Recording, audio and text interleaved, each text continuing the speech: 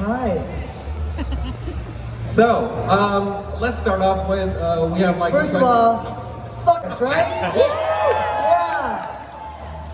Yeah. Have you seen the infomercial that Robin made earlier today? Check out our Facebook and Instagram. Yes, I made a little, tutorial on how to cough like a nice person. So, yeah, check it out. Have you checked Sven? How is he doing? Is he okay? I hope he's okay. That was a violent cough, so I don't know. That was pretty brutal. Yeah, I took a bath in Purell after that. We also then could surmise that you'd also be seeing us in our full form, like very full, if you're me. And so, but the great thing is that they always, and the one of the co-creators and executive producers of the show, Bruno Heller, said to all of us as cast members from the very beginning, he said this to us individually. He said, there's going to be a point where you, meaning me, the actor, will know this character better than the writers do. Because the writers' room changes from season to season, and they're keeping track of so many different storylines. It'd be easier for them to forget that certain things happened in the past. And I forgot things happened in the past too, and I went through it. But because of that, they always listen to our input. And so when I knew in the finale that I was going to be the traditional penguin, I got to have a real say in what that looked like. And I didn't want it to look like cartoonish. I also didn't want it to look like Danny DeVito, or I wanted it to look, like its own thing. And so when I consulted with the costume designers, they were so great in that I approached them because we were talking about the physicality, and I knew that I would be wearing an overweight suit, to make me look a little bit heavier, and again, I didn't want it to look like a joke, like the Blueberry Girl from Wonka, I didn't want that, but I really wanted it to reflect. In our story, Oswald had been in prison for 10 years, and then he comes out.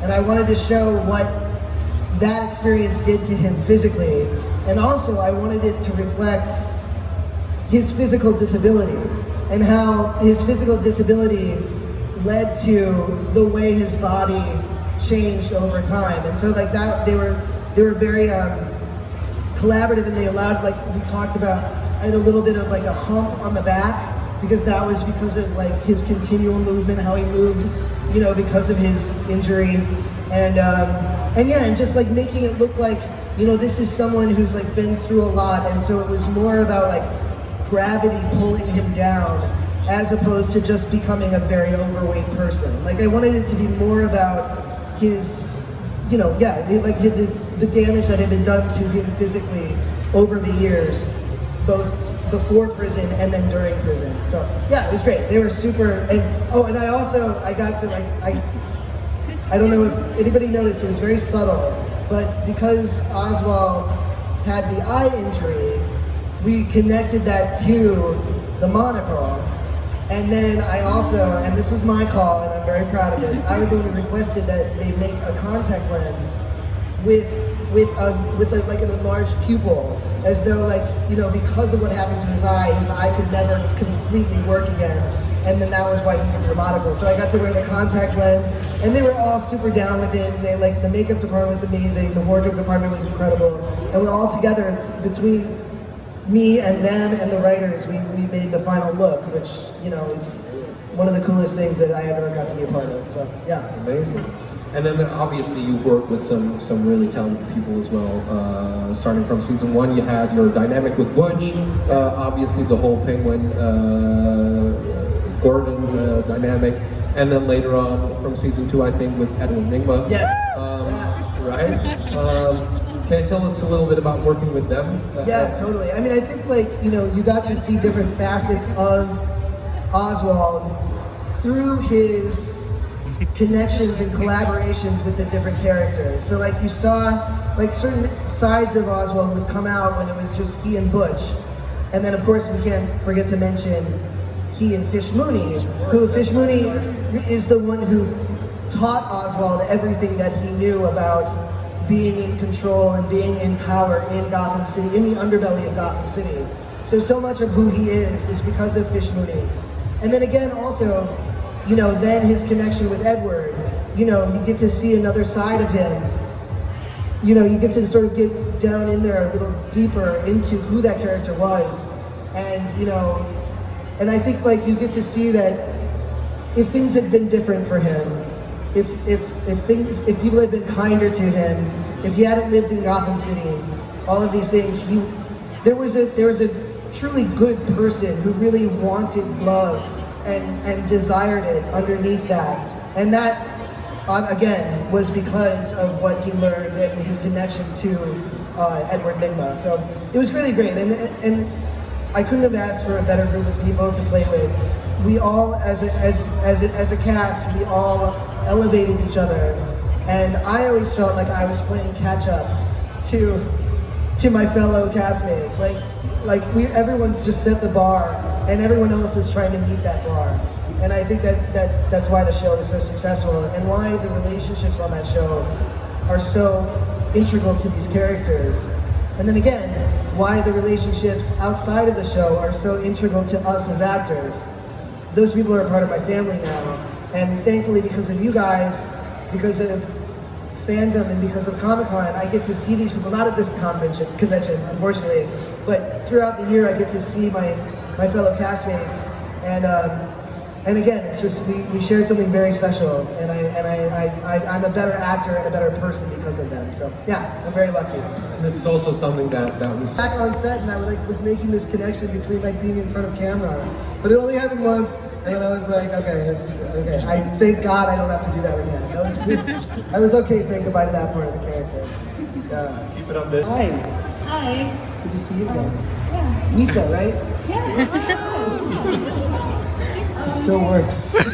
Oswald is my favorite character, so I was really happy that you were announced for this film. Amazing. Thank you so much. Thank you for coming. My question is Gotham your first experience with like a fandom? And if so, what's that been like? And did you have any expectations? Or?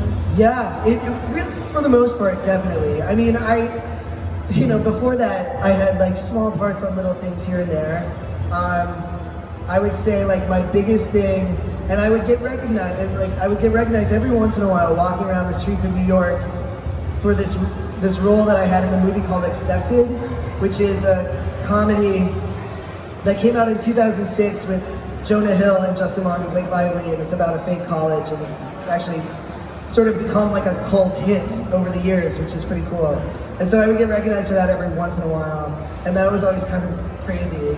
But like in terms of like this kind of fandom, or like where people are really connected to these characters in a very personal way, it was definitely Gotham was my first experience. But it was interesting too, because of Gotham, I got to start participating in this world, and that's when I saw and learned about the fandom for The Walking Dead, when I had the 2 episodes on that. And that's another amazing fandom there too.